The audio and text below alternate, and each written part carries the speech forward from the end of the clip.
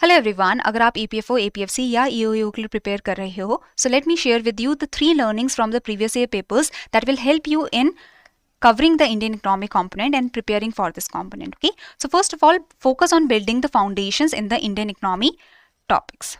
So if you have seen the previous year papers, अगर आपने previous year questions देखे होंगे Indian economic component के, तो आपको पता चला होगा कि अगर आपके बेसिक्स क्लियर हैं, अगर आपका फाउंडेशन क्लियर है तो you will be able to answer most of the questions, because जो क्वेश्चंस हैं वो ज़्यादातर आपके इंडियन इकोनॉमी टॉपिक्स में से फाउंडेशन या फिर बेसिक से आते हैं, जैसे tertiary activity, quarterly activity, quinary activity. ये बहुत ही बेसिक कॉन्सेप्ट है जो आपको क्लियर होना चाहिए from the national income chapter. तो बहुत ही बेसिक क्वेश्चन आ रखा है।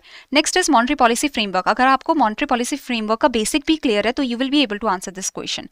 तो अगर आपको इंडियन इकोनॉमी कंपोनेंट में टॉपिक्स क्लियर हैं, बेसिक्स उनका फाउंडेशन क्लियर है, तो you will be able to answer most of the question. तो ज़्यादा डेप्थ पर मत फोकस करो, उतना ही टाइम इन्वेस्ट करो जितने में आपका फाउंडेशन और बेसिक्स क्लियर हो जाए टॉपिक्स के। ठीक है, next is factual plus analytical questions. दोनों तरीके के क्वेश्चंस आते हैं इंडियन इकोनॉमी कंपोनेंट में।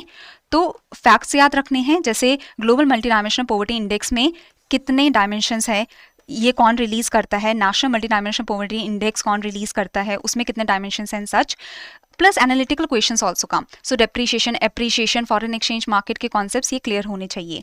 तो जो बेसिक अंडरस्टैंडिंग ले रहे हो उसमें क्लैरिटी अच्छे से होना चाहिए। फाउंडेशन को बहुत ही स्ट्रॉन्ग डेवलप करो ताकि आप एनालिटिकल क्वेश्चंस को भी आंसर कर पाओ। तो बेसिकली फाउंडेशन क्लियर होनी चाहिए, बेसिक्स क्लियर होनी चाहिए इंडियन इकोनॉमिक कंपोनेंट टॉपिक्स के।